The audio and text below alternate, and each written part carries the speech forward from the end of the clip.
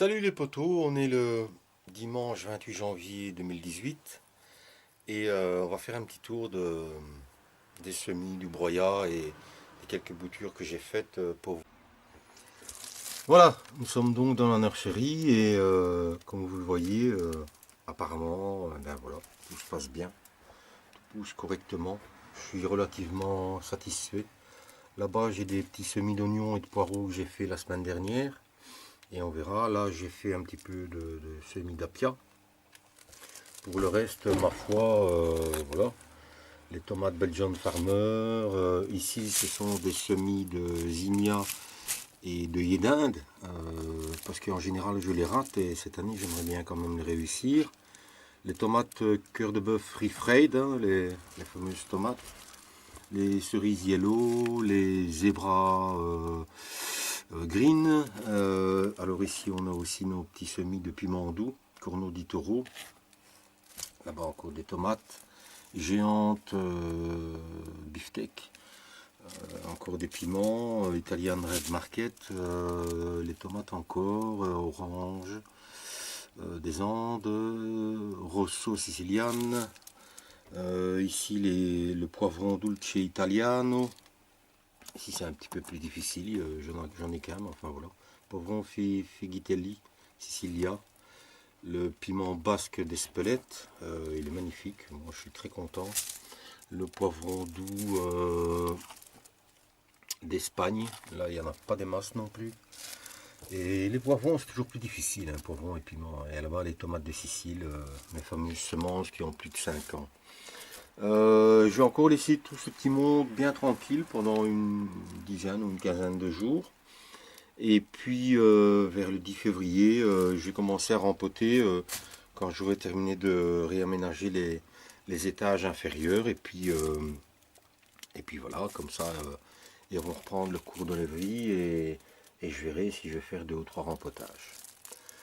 Alors voilà, on va aller faire un petit tour dans la serre pour voir un peu comment ça se passe, si tout va bien, si le temps le permet et si je ne suis pas occupé ailleurs. Cette semaine, c'est prévu que je nettoie enfin l'intérieur et l'extérieur de la serre parce que si je veux avoir quelque chose, il est temps. Là, il y a, je pense, une quinzaine de bidons de 60 litres. C'est que du purin de consoude. Et bientôt, je vais aménager ici 4 bidons de 200 litres pour rapatrier l'eau qui est là-bas et qui ne me sert pas grand-chose comme ça. Et faire un mélange avec le purin de consoude. Alors voilà ma petite serre qui est dans un triste état pour l'instant. Qui est dans un triste état pour l'instant, mais bon, voilà, je vais y mettre cette semaine. Donc ici, je sais pas si j'en ai déjà parlé, j'ai remis des planches et puis j'ai rehaussé le sol parce que voilà, il y avait quand même 4 ans que j'avais plus rendu à manger à cette serre. Et là j'ai mis 5 ou 6 couches différentes, hein, des feuilles, de la tonte d'herbe, du broyat, du BRF aussi, pas confondre broyat et BRF. Le broyat c'est uniquement du bois dur qui a été concassé, le BRF c'est du bois tendre, hein. C'est par exemple des tournesols, des branches de framboisier, etc. Et puis il me restait aussi des fèves dans un paquet, il me restait un fond. Ah ben, je les ai semés et puis voilà, ça fonctionne, ça va apporter aussi pas mal d'azote. Et si elles viennent, ben, tant mieux, j'aurai des fèves. Si elles viennent pas, au moment où je devrais repiquer mes tomates, je les couperai, je laisserai les racines avec les petites boules d'azote dans le fond. Là, c'est du chou de Saint-Saëns. Le chou de Saint-Saëns, je vous invite à aller voir sur Internet parce que c'est un chou très intéressant, mais il faut presque 1 an et demi pour pouvoir le faire. Il faut le semer au mois d'août et après le mettre en jauge dans une serre pendant l'hiver. Mais c'est un chou qui est délicieux et qui plus est, peut vous donner des pommes jusque 15 ou 20 kilos. Donc imaginez un petit peu la consommation. Là, c'est mon hormone de bouture avec du saule.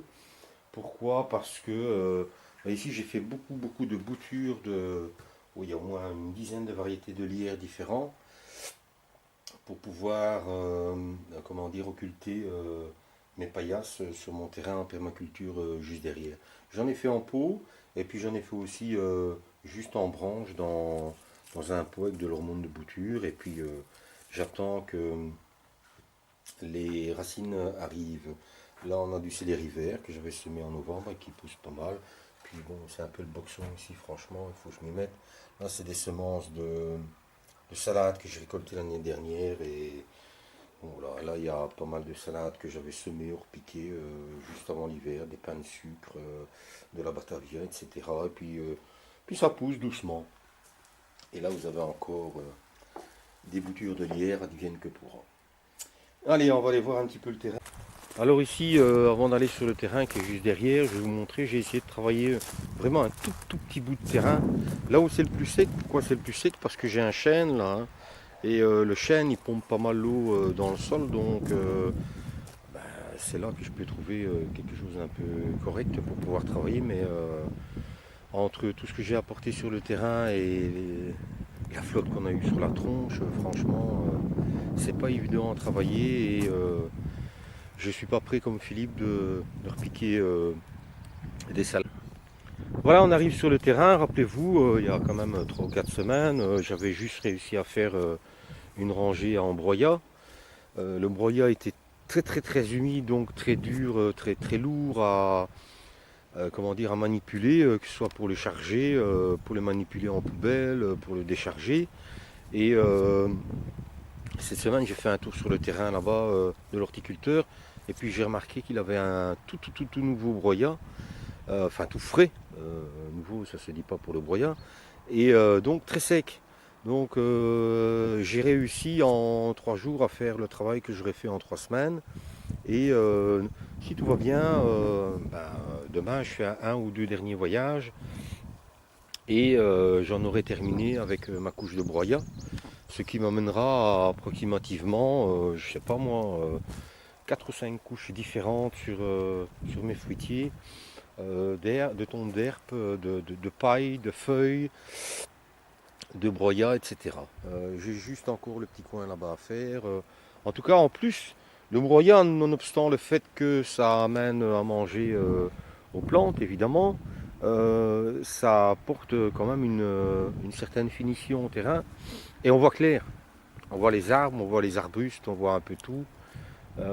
Et puis ça va permettre, puisqu'on annonce quand même des fortes gelées à partir de mercredi ou jeudi par chez nous, ça va permettre à ce que en dessous ça gèle bien et puis au dégel les éléments se défont un peu plus rapidement et ça apporte à manger plus rapidement. Vous remarquerez qu'il y a vraiment des tailles de broyat totalement différentes et des compositions différentes. Moi, ça ne me dérange pas outre mesure parce qu'il y a du sapin, il y a du feuillu, franchement, il y a de tout en broyat. Mais c'est ça qui va apporter la richesse du terrain puisque tout va bien se mélanger et que les éléments vont se diffuser dans le terrain naturellement. Donc, j'ai pas forcément d'inquiétude à ce niveau-là. Et puis, je peux avoir qu'un résultat positif, hein, ça, il n'y a pas de problème. Hein. Maintenant, je ne sais pas chez vous, mais comme il fait très doux, chez nous, il y a quand même aussi des bourgeons qui commencent à arriver. Et on a quand même une grosse inquiétude si on ramasse des grosses gelées en avril, ou pire, au début du mois de mai, ça va être franchement très difficile et on est inquiet pour les récoltes. Déjà l'année dernière, pourtant mes fruitiers, je les ai mis il y a un an. Il y a un an comme maintenant. Mais j'ai eu un prix parce que c'était des fruitiers qui avaient déjà 2 ans. Donc l'horticultrice allait les détruire parce que voilà, au bout de 2 ans, quand elle ne sait plus vendre, elle ne sait plus vendre. Mais moi, j'y ai vu un avantage certain, pour pas dire un certain avantage chez moi.